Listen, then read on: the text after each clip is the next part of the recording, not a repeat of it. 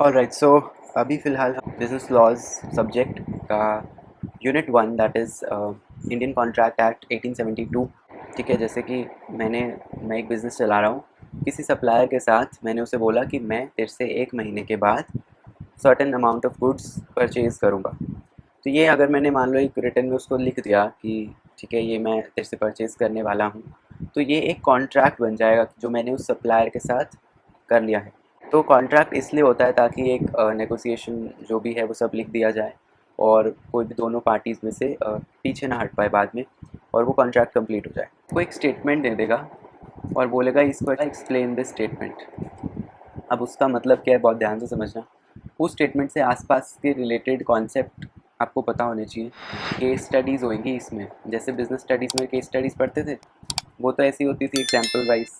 यहाँ पे हम एक्चुअल केस पढ़ेंगे, मतलब लॉ के एक्चुअल केस जो हो चुके हैं उनके नाम के साथ हमें उनको याद करना होगा। मैं बता दूंगा कौन से याद करने हैं और कौन से नहीं करने हैं। लेकिन हाँ, वो केस भी आपको आने चाहिए। तो बहुत कुछ है बिजनेस लॉज में, but will try to make it as simple. तो इंडियन कॉन्ट्रैक्ट एक्ट जो है lays down laws related to contracts. Indian contract act is not exhaustive. मैंने अभी बताया था कि स्टेटमेंट्स देगा वो एक्सप्लेन करने के लिए। पहली स्टेटमेंट आ चुकी है। तो क्या इंडियन एक्ट एग्जॉस्टिव है? नहीं, इट इज़ नॉट एग्जॉस्टिव। ठीक है, this statement is correct. It is not exhaustive.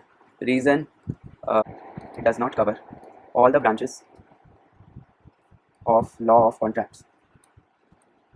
तो यहाँ पे ध्यान से देखना, सेक्शन 1 से 75 तक, 1 से 75 जो है वो general principles of law of contracts, and section 124 से 238 स्पेशल कॉन्ट्रैक्ट से डील करते हैं। अब आप बोलोगे बाकी वाले बीच के कहाँ गए, है ना? तो ध्यान से समझो, इसकी भी एक चीज़ है।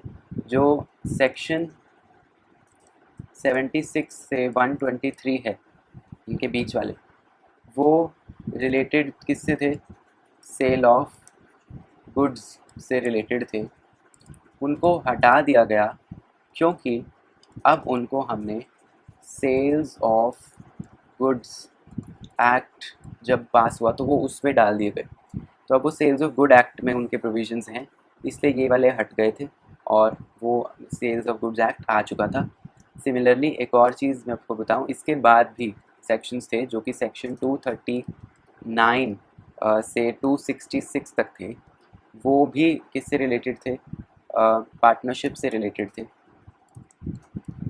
Partnership contracts. उनको भी हटा दिया गया जब बाद में क्या आया? इंडियन पार्टनरशिप एक्ट आया।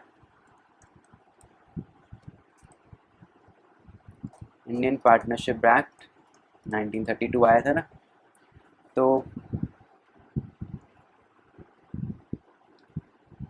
ये मैंने आपको पूरा सेक्शन से रिलेटेड बता दिया कि इसमें क्या सेक्शंस कैसे हैं। जो कॉन्ट्रैक्ट से रिलेटेड लॉज हैं उनकी सभी ब्रांचेस को ये कवर नहीं करता, इसलिए ये एग्जॉस्टिव नहीं है। मेन अब हम आगे चलते हैं कि क्या है पूरा ये बिजनेस लॉज। ठीक है, तो the topic is what actually is contract. मैं सीधा नहीं डेफिनेशन बता रहा हूँ, I go with the whole process कि वो कैसे हो रहा है। दो पार्टीज़ के बीच में मान लेते हैं कॉन्ट्रैक्ट हो रहा है। पहली पार्टी क्या करती है? एक ऑफ़र या उसको आप बोल सकते हो प्रपोज़ल रखती है ना, दूसरी पार्टी के आगे कि मैं ये करूँगा। अब वो ऑफ़र या प्रपोज़ल जब एक्सेप्ट हो जाता है, यानी एक्सेप्टेंस उसे मिल जाती है, तो वो प्रॉमिस बन जाता है। समझ रहे हो कि जैसे मैंने बोला कि मैं एक गाड़ी दूंगा तुझे, ये मेरा ऑफ़र है। उसने वो ऑफ़र एक्सेप्ट कर लिया, तो एक तरह से मैंने उसे एक गाड़ी देने का प्रॉमिस कर लिया। जो प्रॉमिस कर रहा है वो प्रोमाइज़र या promiser, what ever you call it, and जो उसको एक्सेप्ट कर रहा है वो प्रॉमिसी। ठीक है, आगे आते हैं। इस प्रॉमिस को जब एक कंसिडरेशन में तुम ऐड कर दो, मतलब इस प्रॉमिस में अब एक कंसिडरेशन भी आ गई है कि कुछ बदले में मुझे मिलेगा। जैसे मैंने बोला कि मैं तुझे गाड़ी दूंगा, बदले में ऑब्वियसली फ्री का यहाँ कुछ वो तो इट्स बिजनेस लॉस, हम कॉन्ट्रैक्ट पढ़ रहे हैं। गाड़ी दे रहा हूँ तो बदले में 2 लाख, मान लो मैंने उसको बोला कि मेरे को 2 लाख रुपए देगा, तो ये कंसिडरेशन है उसकी कि उसके मतलब किस चीज़ के बदले में आपको वो प्रॉमिस पूरा हो रहा है। तो वो कंसिडरेशन जब प्रॉमिस में ऐड हो जाती है तो तब जाके वो एक एग्रीमेंट बन जाता है। ठीक है, अब इस एग्रीमेंट में, एग्रीमेंट समझ रहे हो ना, एग्रीमेंट में ऑफर भी आया, एक्सेप्टेंस भी आया, इस में कंसिडरेशन भी आई। इस एग्रीमेंट को जब लीगल ऑब्लिगेशन मिल जाए तब जाके वो कॉन्ट्रैक्ट बन जाता है। समझ रहे हो, मतलब कि कॉन्ट्रैक्ट का मतलब ये हुआ, कॉन्ट्रैक्ट का मतलब एग्रीमेंट यानी offer plus acceptance with a consideration. देखो इसमें ऑफर है, इसमें एक्सेप्टेंस है, दो और चीज़ें हैं, एक तो कंसिडरेशन है, एक और चीज़ है that is consensus ad idem. इसको बोलते हैं आइडेंटिटी ऑफ माइंड्स। अब ये क्या नई चीज़ है, देखो मान लो मैंने बोला मैं तुझे गाड़ी दे रहा हूँ, बदले में तू मुझे 2 लाख रुपए देगा। ठीक है, मैं बोल रहा था उसे रिमोट कंट्रोल कार, उसने तो एक्चुअल गाड़ी समझ ली, तो वो तो वो बोल नहीं रहा था। क्या ऐसे हो सकता है? ऑब्वियसली नहीं, बट मैं तो बोलूँ, मैंने तो उस सेंस में बोला था। तो यहाँ पे एक चीज़ इसलिए ये ऐड की गई है, कंसेंसस एड आइडम का मतलब both the parties agree on same thing. ठीक है, सेम थिंग, सेम कार पे दोनों एक्सेप्ट हुए इन सेम सेंस। वो जिसमें मैंने जिस सेंस में मैंने बोला है उसने उसी सेंस में उसे समझा है, ये इंश्योर करना ज़रूरी है। इसको बोलते हैं कंसेंसस एड आइडम या आइडेंटिटी ऑफ माइंड्स होना। प्लस अगर कंसिडरेशन है ऑफर एंड एक्सेप्टेंस में, तब जाके वो एक एग्रीमेंट बनता है। अब ये एग्रीमेंट में अगर एक लॉ इन्फोर्सिबिलिटी आ जाए, समझ रहे हो, लीगल ऑब्लिगेशन का मतलब लॉ इन्फोर्सिबिलिटी, तो वो एक कॉन्ट्रैक्ट बन जाता है। ठीक है, कॉन्ट्रैक्ट में दो चीज़ें आ गई। ठीक है, अब इससे एक क्वेश्चन बनता है, all agreements are not contracts, but all contracts are agreements. Do you agree with this? You should agree, you better agree with this. मैंने पूरे जो समझाया इसमें यही तो बताया है। देखो, क्या सारे एग्रीमेंट्स कॉन्ट्रैक्ट्स होंगे? सारे एग्रीमेंट्स कॉन्ट्रैक्ट होंगे? नहीं, एज लॉन्ग एज उसमें लीगल ऑब्लिगेशन नहीं है वो एग्रीमेंट कॉन्ट्रैक्ट नहीं बनेगा।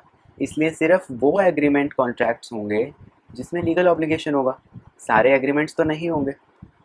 इसलिए बोलते हैं all agreements are not contracts, simple. दूसरी चीज़, ऑल कॉन्ट्रैक्ट्स आर एग्रीमेंट्स। क्या ये सही है? बिल्कुल सही है। सारे कॉन्ट्रैक्ट्स में कॉन्ट्रैक्ट है, अगर हम उसको मैं कॉन्ट्रैक्ट बोल रहा हूँ, इसका मतलब उसमें एग्रीमेंट भी है, उसमें लीगल ऑब्लिगेशन भी है। तो एग्रीमेंट तो है ना, तो सारे कॉन्ट्रैक्ट में एग्रीमेंट तो है, तो ऑल कॉन्ट्रैक्ट्स आर एग्रीमेंट्स। तो ये हो गया आपका दूसरा स्टेटमेंट। दोनों स्टेटमेंट ट्रू हैं। ये स्टेटमेंट अगर प्रूव करने को आए तो ये सब आपने लिख के आना है। एक और चीज़ मैं बताना चाहता हूँ, देखो सारे एग्रीमेंट्स कॉन्ट्रैक्ट्स नहीं होते, उसी तरीके से सारे लीगल ऑब्लिगेशंस, सारे legal obligations are also not contracts.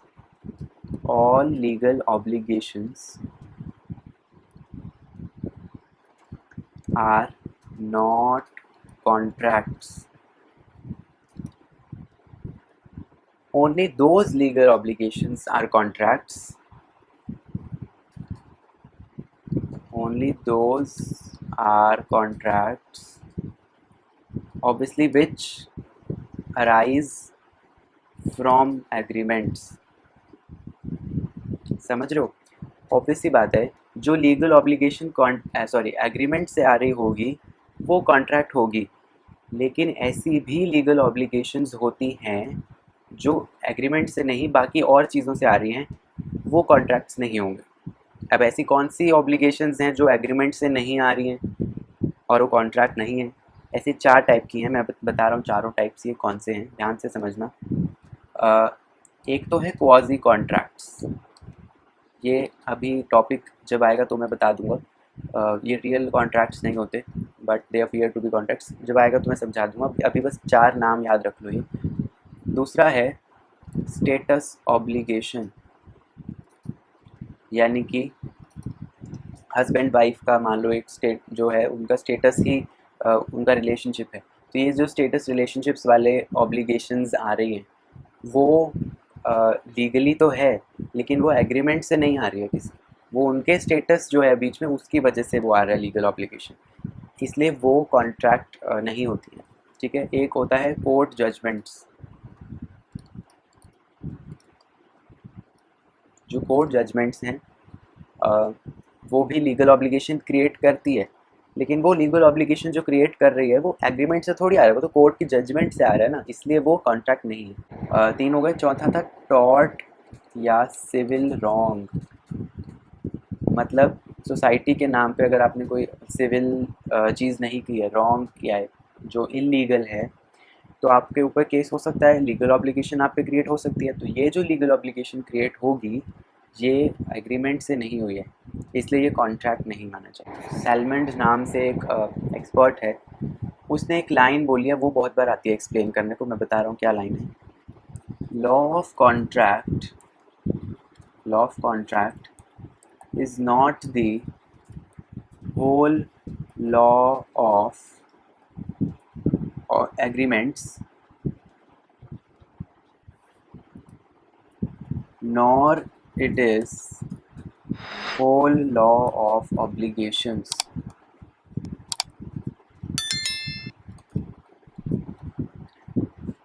आप लिखोगे this statement is true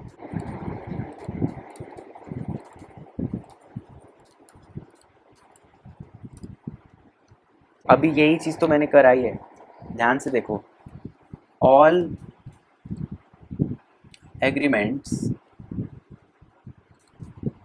are not contract, इसलिए law of contract is not the whole law of agreement. समझो, सारे एग्रीमेंट्स कॉन्ट्रैक्ट्स जब होते ही नहीं, तो सारे एग्रीमेंट्स के लॉज कहाँ से लॉ ऑफ कॉन्ट्रैक्ट हो जाएंगे? तो all the whole law of agreement नहीं है law of contract. Law of contract is not the whole law of agreement because all agreements are not contracts. इसी तरीके से all obligations are not contracts, इसीलिए law of contract is not the whole law of obligations because सारी obligations थोड़ी contracts होती हैं। अब ये क्या है, all agreements are not contracts, क्यों? क्योंकि legal ऑब्लिगेशन होना ज़रूरी है, और all obligations are not contracts, क्योंकि जैसे सोशल ऑब्लिगेशंस हैं वो वाले कॉन्ट्रैक्ट्स नहीं होते, जैसे कोर्ट जजमेंट्स हैं वो वाले ऑब्लिगेशंस कॉन्ट्रैक्ट्स नहीं होते, जैसे टॉर्ट या सिविल रॉन्ग वाले हैं, जैसे कि